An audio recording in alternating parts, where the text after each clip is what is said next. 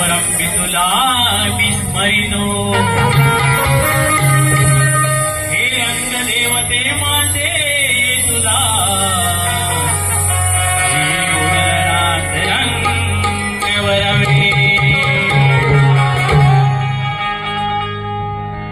जरी मी चुकलो तरी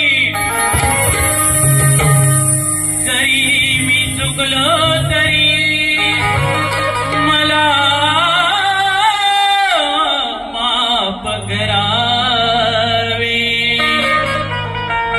जरी मी चुकलो तरी मला माफ करावे कारण मी बालक ज्ञान रसिका माझ्यावर नारुसावे हे रसिका मला माफ करावे हे रसिका मला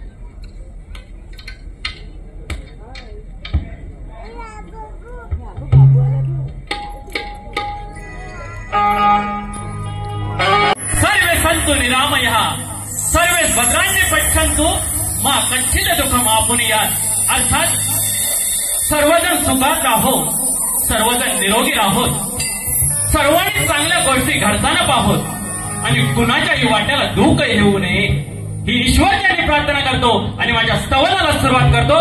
काय म्हणायचं हे बघा.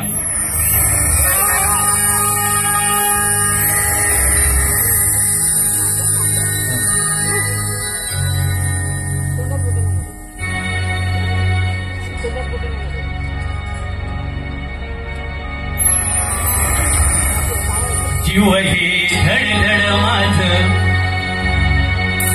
मन हे तडफड माझ, जीव हे धडधड माझ, मन हे तडफड माझ. कोण म्हणतंय? कारण मी शक्तीवाला म्हटल्यावर एका स्त्रीची बाजू मांडतोय. ज्यावेळी एखाद्या आपल्या आई बापाला आपल्या मुलाची गरज असते, शेवटच्या क्षणी तो मुलगा आपल्या आई बापाला सोडून जातो. म्हणून आई काय म्हणते हे मला स्तवनातून सांगायचंय. जीव हे धडधड माझ, मन हे तडफड माझ, जीव हे धडधड माझ, मन हे तडफड माझ. अरे आई बाप विना अर्थ नाही जीवनाला, आई बाप विना अर्थ नाही जीवनाला. लेकरा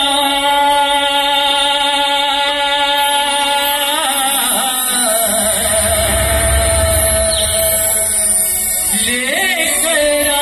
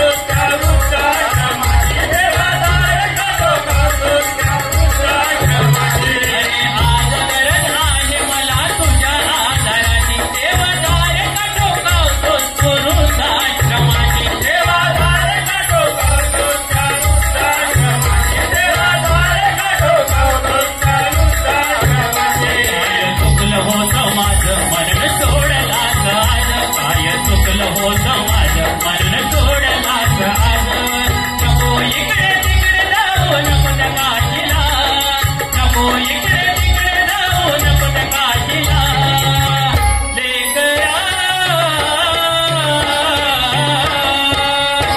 विसरला मला लेकरा विसरला मला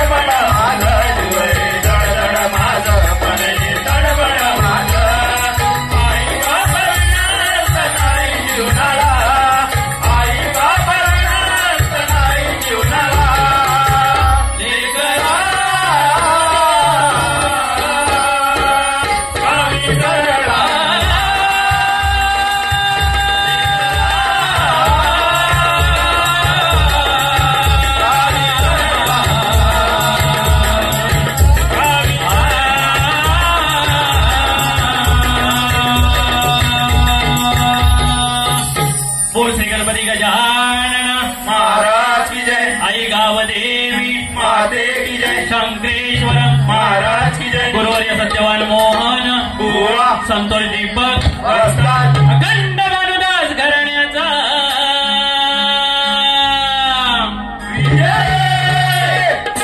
रंगदेवते माते तुझा जय जयकार असो। शक्ती वाहे जागे वाहे की जय।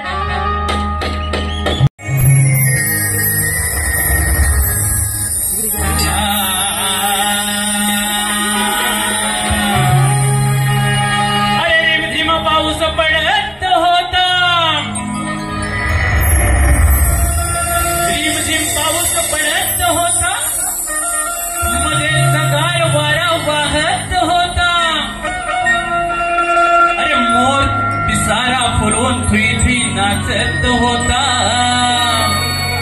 आणि हे गणराया तुझा हा भक्त तुझी वाट पाहत होता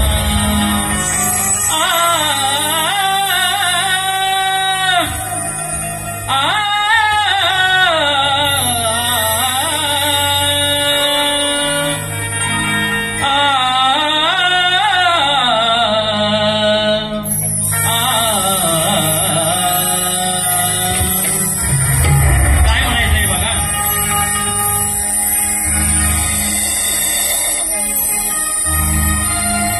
हे देवा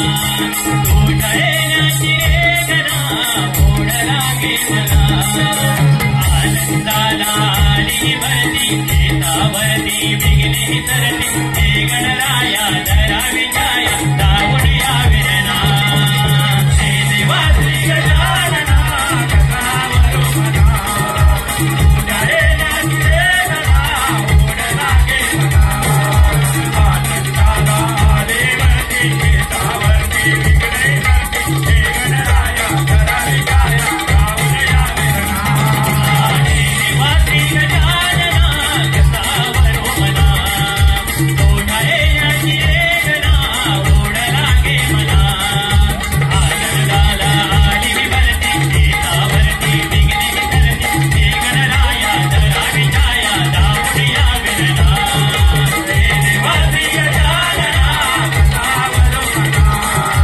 तुझ्या येण्याची वेदना ओढ लागे मला आनंदाला आली भरती शेतावरती विघ्ने तरती हे गणराया धरावी छाया दावून यावे ना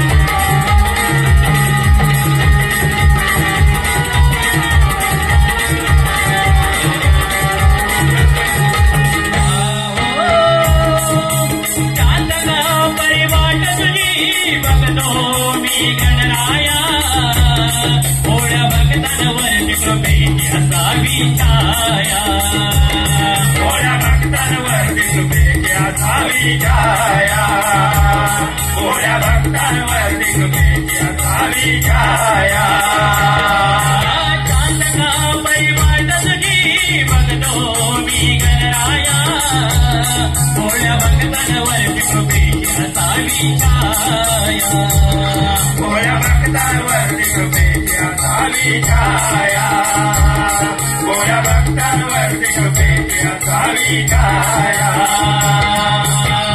तू कोकिळेची मंजुळवाणी तुझे आगमन होतात येती ओठावरची गाणी तुझे आगमन होतात येती ओठावरची गाणी तुझे आगमन होतात येती ओठावरची गाणी हिरवा चालोने सुरधरणी पान फुलेही भरून आली हिरवा चालोने सुरधरणी पान फुलेही भरून आली हे गणराया धरावी छाया दावून यावे ना हे देवा श्री गजानना कसावरो मना तुझ्या येण्याची वेदना ओढ लागे मला आनंदाला आली भरती शेतावरती विघ्ने तरती हे गणराया धरावी छाया दावून यावे ना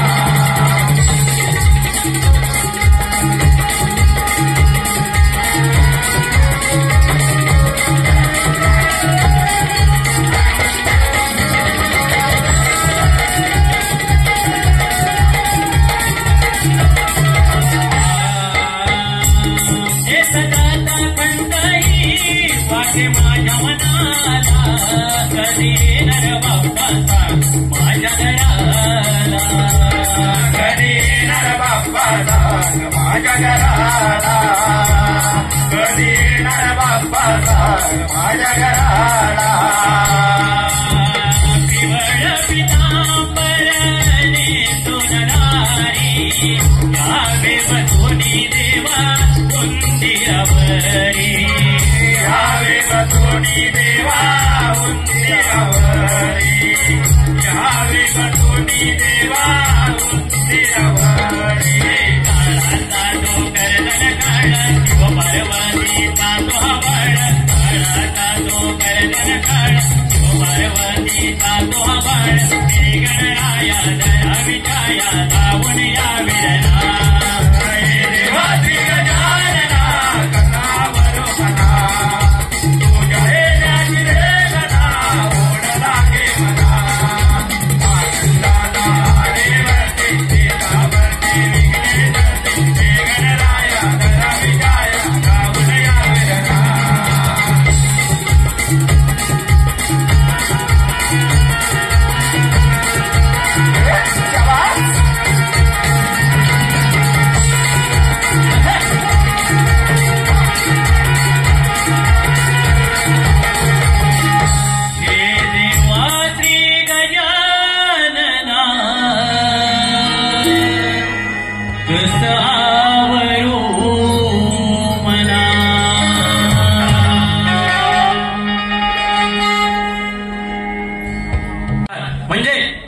डबल मिनिंग सुरू होते ही गवळणीपासून होते.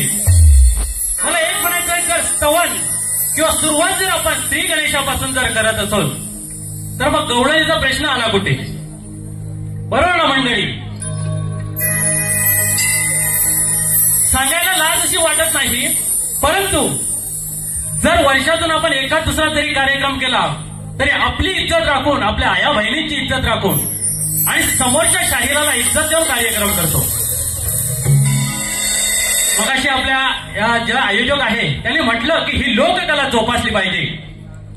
ही लोककला फक्त 20% राहिले आणि जो हा शक्ती दुरा आहे हा 80% व्यवसाय म्हणून चालू झालेला आहे. कारण जर राधाकृष्ण आज उद्या गोकुळाष्टमी आहे, राधाकृष्ण मंदिर बऱ्याच ठिकाणी आहेत, मोठमोठे उत्सव चालतात, मग राधेकृष्णाची विटंबना का करावी? कारण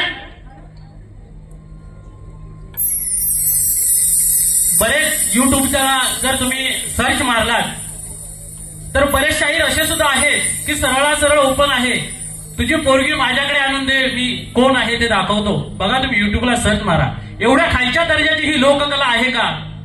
कारण एवढ्या खालच्या दर्जाचा शाहीर आपण नाही. भले एक कार्यक्रम करू पण तो इज्जतीने करणार आणि समोरच्या बोला इज्जत देऊनच कार्यक्रम करणार.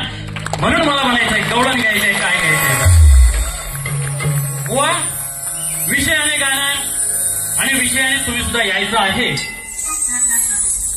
जर हातात पेन घ्या, ऐकायला येत नसेल तर नक्की जवळ या, पेंद्या सुदाम संगतीला घेऊन या, कारण कृष्ण म्हटल्यावर त्याच्या साथीला पण असायला पाहिजे. बरोबर ना? गवळण काय म्हणायचे आहे बघा.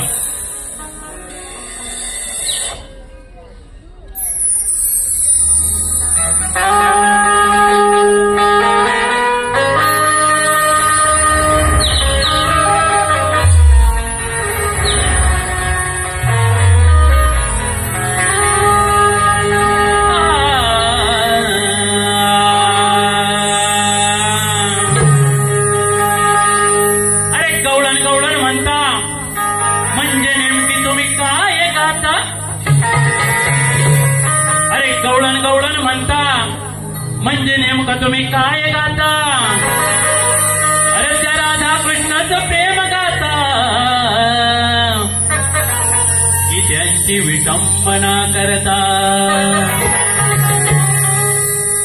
अरे जर का चांगलं गायचं नसेल, हो बुवा, जर का चांगलं गायचं नसेल तर वाईट कशाला गाता?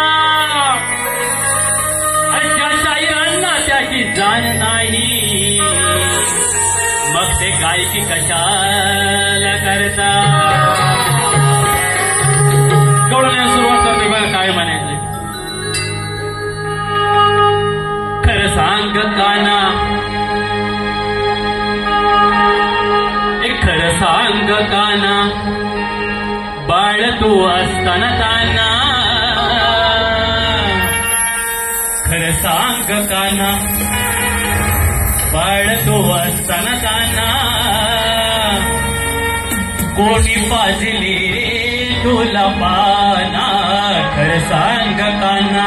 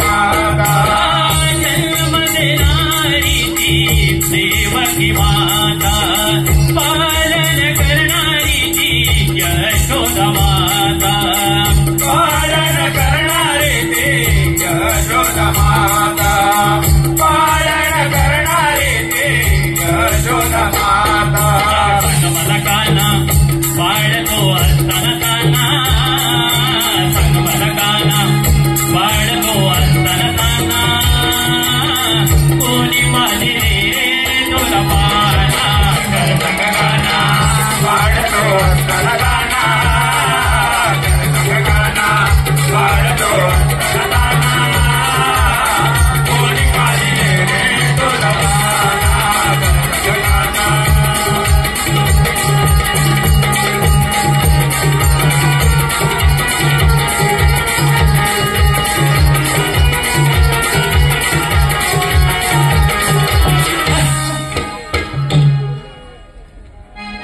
वेळेअभावी गवळण बुवा एका तंत्र्याची घेतलेली आहे. एक जात्रे नृत्याच्या नियमाप्रमाणे एकमेकाला शाहिराने प्रश्न विचारायचे असतात. आमचा प्रश्न असा आहे की सारीपाट खेळत असताना पार्वतीने कोणता व कितवा अवतार घेतला? बुवा प्रश्न साधा सुटसुटीत आणि सरळ आहे. सारीपाट खेळत असताना पार्वतीने कोणता व कितवा अवतार घेतला? व आपल्याकडे लेखी प्रश्नपत्र दिलेले आहे, रसिकांच्या माहितीसाठी सांगितलेलं आहे.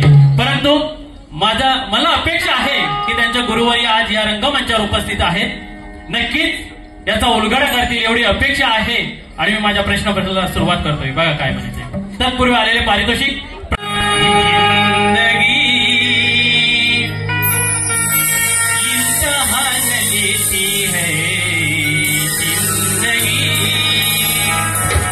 इम्तिहान लेती है लोगों की जान, लोगों की जान, लोगों की जान लेती है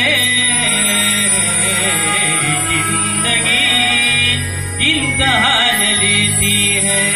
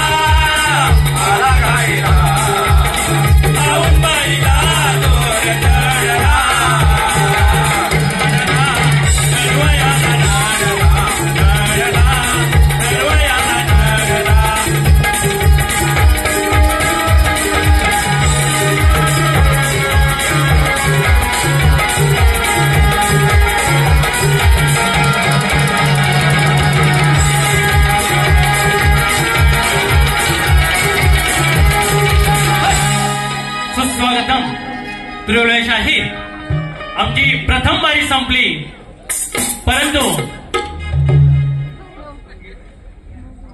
तुमची प्रथम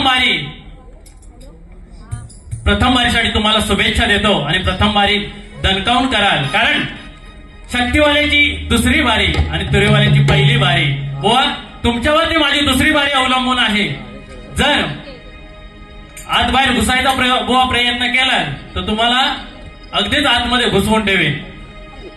म्हणून सांगतोय, बारी कराल, नीट करा. तुम्हाला पहिल्या बारीसाठी शुभेच्छा देतो आणि माझी प्रथम बारी संपवतो. जय हिंद, जय महाराष्ट्र. तत्पूर्वी आलेले पारितोषिक